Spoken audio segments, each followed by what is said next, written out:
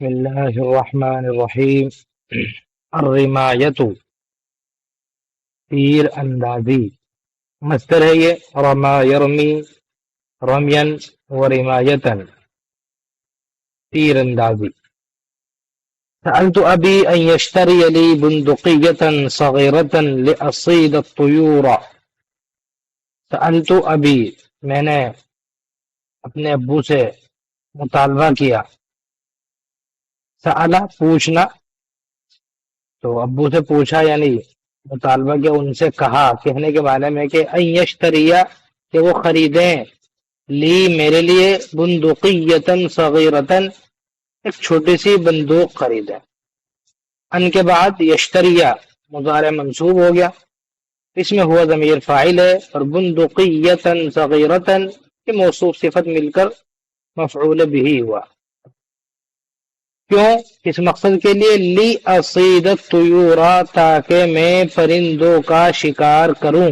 صاد یصید، شکار کرنا، طیرن کی جمع طیور جو ہے پرندے، تو تاکہ میں پرندوں کا شکار کروں۔ اس میں لام جو ہے لام کئی ہے، اسی لیے دیکھو اصیدہ مضارع جو ہے وہ منصوب ہو گیا ہے، تو لام کئی یعنی تاکہ کا ترجمہ دیتا ہے، لام کئی کہلاتا ہے، اور اس کے بعد ان پوشیدہ ہوتا ہے، اس ان کی وجہ سے یہ مضارع منصوب کہلاتا ہے۔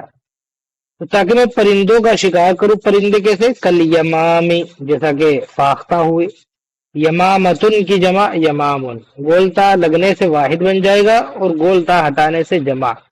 والحمامی، اور کبوتر، یہ بھی ایسے ہی ہے، حمامتن گولتا لگاؤ گے تو واحد کبوتر، اور حمامن بہت سارے کبوتر۔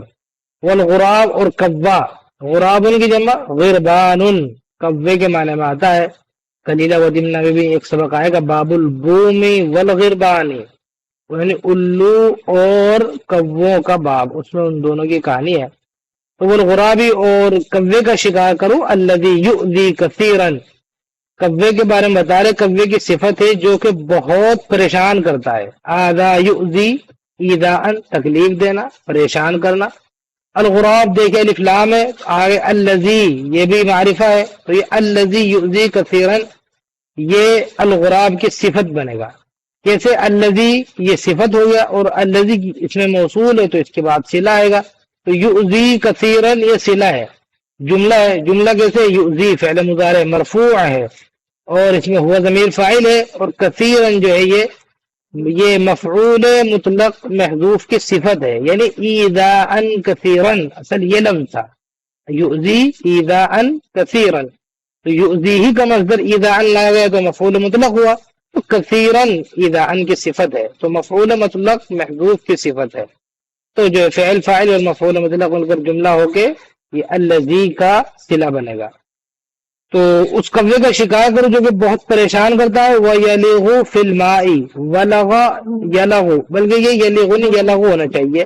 وَلَغَ یلغ کے معنی آتے ہیں چونچ ڈالنا، اصل معنی آتے ہیں برتن میں منہ ڈال کر زبان ہلانا۔ اب چاہے وہ پرندہ ہو، چاہے وہ درندہ ہو، وہ کچھ بھی ہو، سب کے لیے یہ لفظ استعمال ہوتا ہے، وَلَغَ یلغ۔ تو وَيَلَغُ فِي الْمَاءِ، اور وہ کوّا کیا کرتا ہے؟ پانی میں۔ اب ظاہر سی بات ہے کوّے کی چونچ ہوتی ہے تو چونچ ہی کا ترجمہ ہوگا، اور وہ جو ہے پانی میں اپنی چونچ ڈالتا ہے۔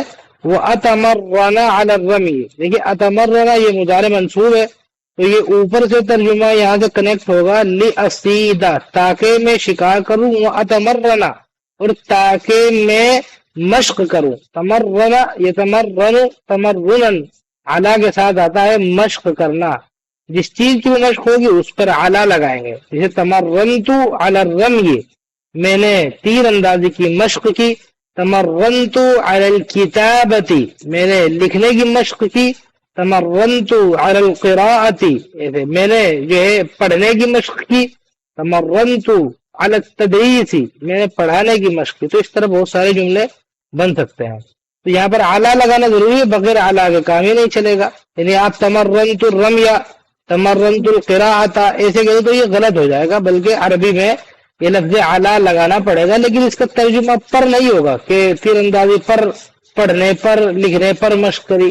اردو میں تو لکھنے کی، پڑھنے کی ایسے بولتے ہیں، تو اس لیے اعلیٰ صلہ ہے تو پر ترجمہ نہیں کریں گے۔ تو وہ اتمرنا، دیکھیے یہ جو ہے منصوب ہونے کی وجہ سے ہمیں پتا چلا ہے کہ اس کا ترجمہ لأسید سے ہم کنیکٹ کریں گے. یہ واو جو ہے یہ جو عطف کا ہے یہ وہاں سے عطف ہو رہا ہے، اس کا اس والے جملے پر ہو رہا ہے.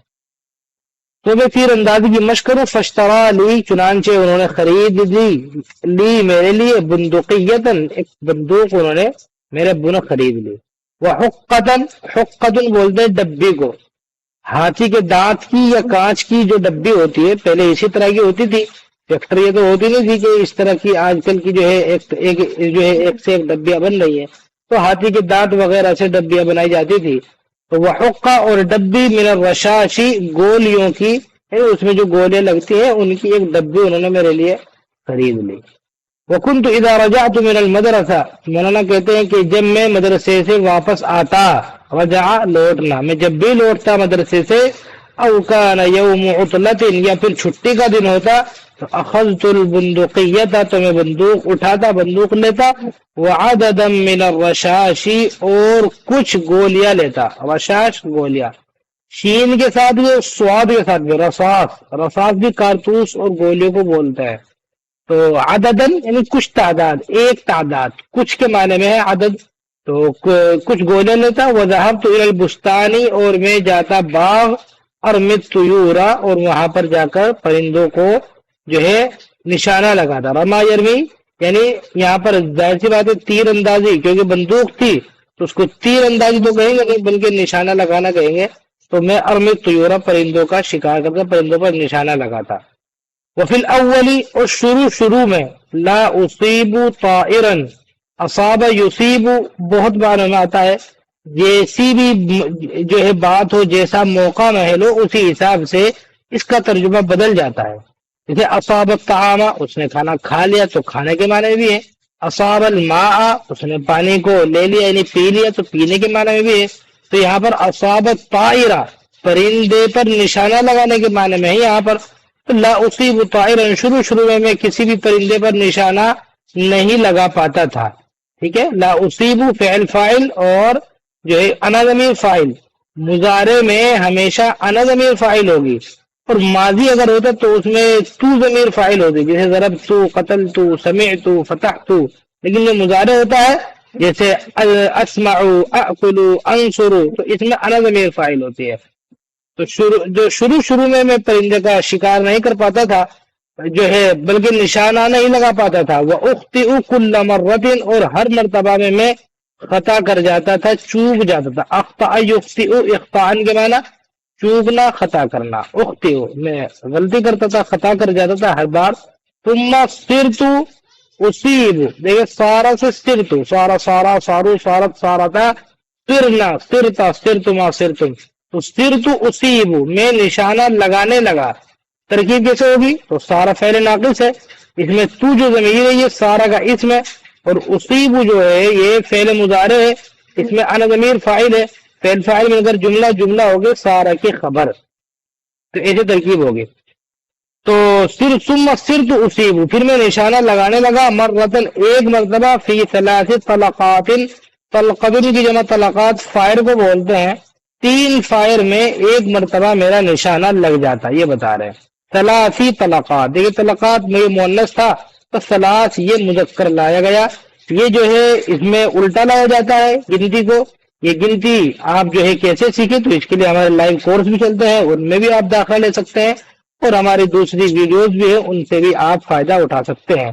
تو روزانہ جو کلاس ہوتی ہے ہماری، اس میں گرامر کی اور لٹریچر کی، اس میں بھی آپ ہمارے نمبر پر جو ہے رابطہ کر کے ایڈمیشن لے سکتے ہیں.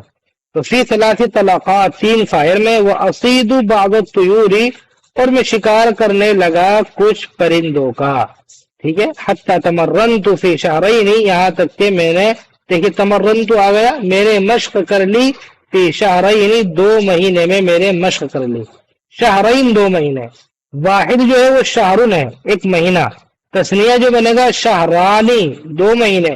لیکن جب فی لگ جائے گا تو ظاہر سی بات ہے شہرانی کو زیر دینا ہے، تو تسنیہ کا قاعدہ یہ ہے کہ الف کو ہٹا کر یا لگانی پڑے گی، تو اسی لیے فی شہرین کہیں گے. ٹھیک ہے. جیسے فی الوالدین، تو والدانی بھی آتا ہے، لیکن والدانی جب آتا ہے جب جو ہے وہ فاعل بنے، جیسے جاء الوالدانی، الف لگائیں گے. اور اگر اس سے پہلے آپ جو ہے حرف جر لگا دو گے یا اس کو مفعول بنا دو گے تو زبر یا زیر کی شکل میں پھر جو ہے یعنی جب محلن وہ منصوب ہو یا مجرور ہو تو پھر وہ الف کو یا سے بدلتے ہیں، جیسے وللوالدین، وللوالدان نہیں بولتے ہیں۔